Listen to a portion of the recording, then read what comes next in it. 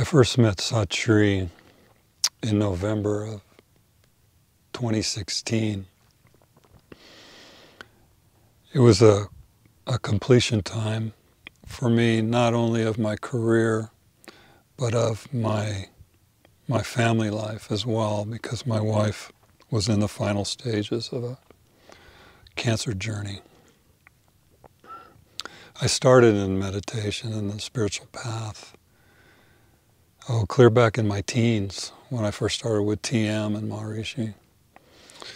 And actually 4 years after that, I spent 3 years at Maharishi International University. So I was quite familiar with the spiritual path, and I had continued to meditate. But when I left MIU, I had gone into my life and my career, my family, my wife, my kids.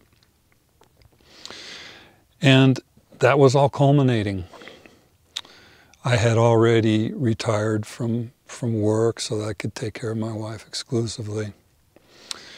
And it was during a period where she was sleeping a lot, actually, that I started meditating a lot. I felt a really strong draw to meditate. I'd get up, do the chores, and I'd meditate for hours, just with one ear to the bedroom as to when she might need some care. It was during that time that I realized I needed a living master. Maharishi had been gone for a decade and a half at that point. And I knew that the memories, the pictures, the few books he had written were no longer enough. It wasn't, I just knew there was more. I just knew I needed more. So in those morning meditations, I started praying for a living teacher. And I had mentioned this to some friends. And it was about a month after I started that I got this call that, hey, I think we might have found your teacher. They had gone to a satsang. I couldn't go because of duties and taking care of my wife. And they said, yeah, I think you really should check this guy out. I think it's what you're looking for. So I did.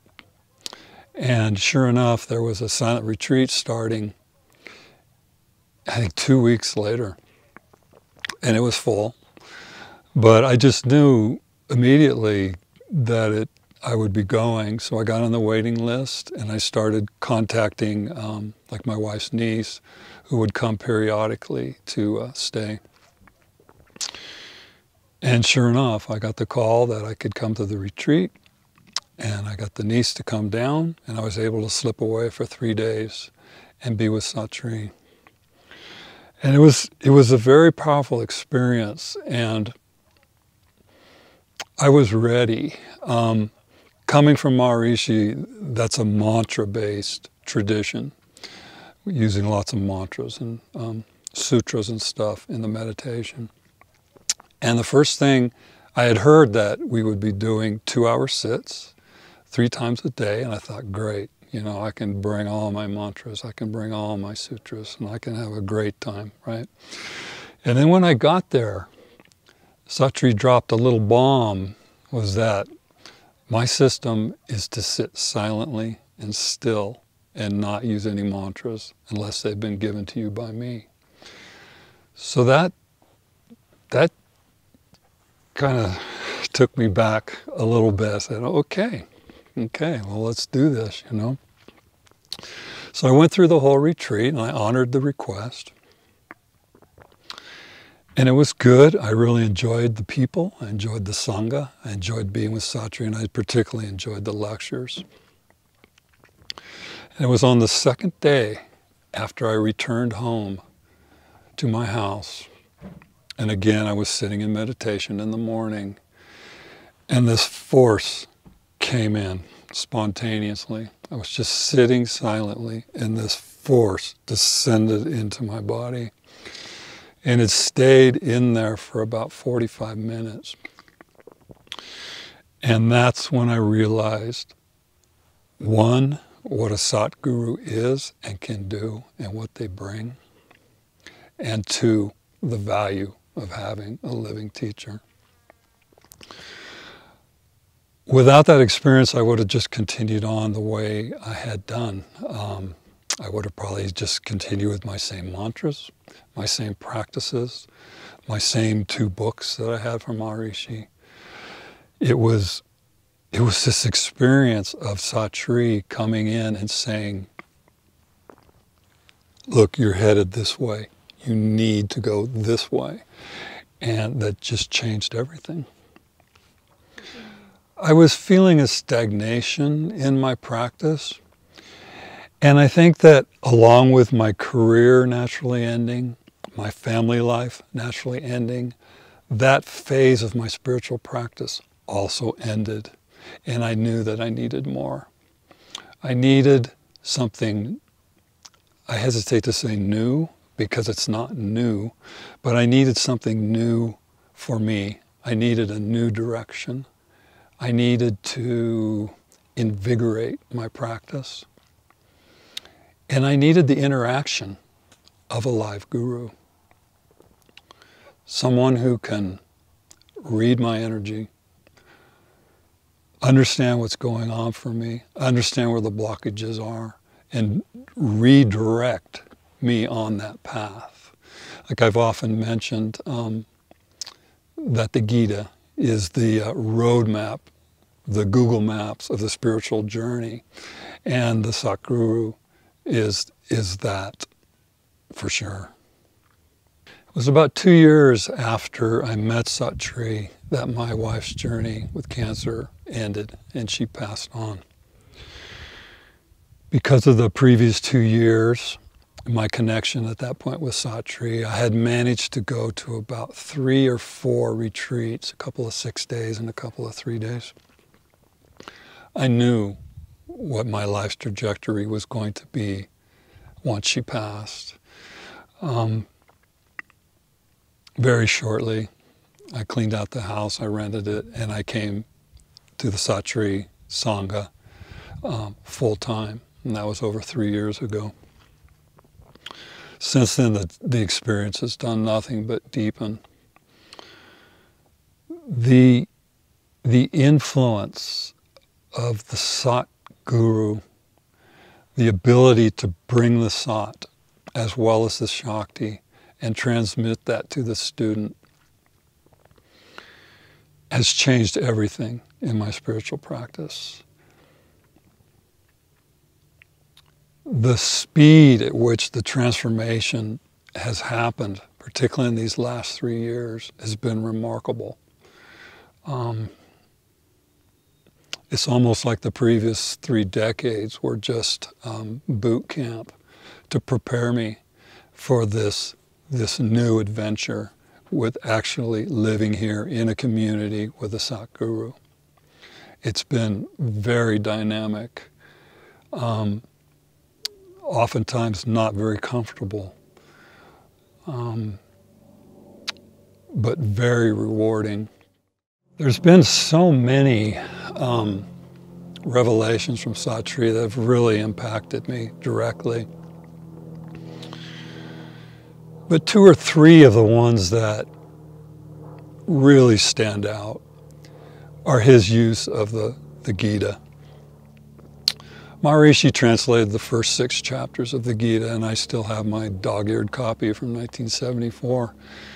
But Satri uses the whole Gita, that whole roadmap, which I mentioned, as guideposts to mark the journey of one, starting in chapter 1 with dejection, all the way up to chapter 18 with liberation.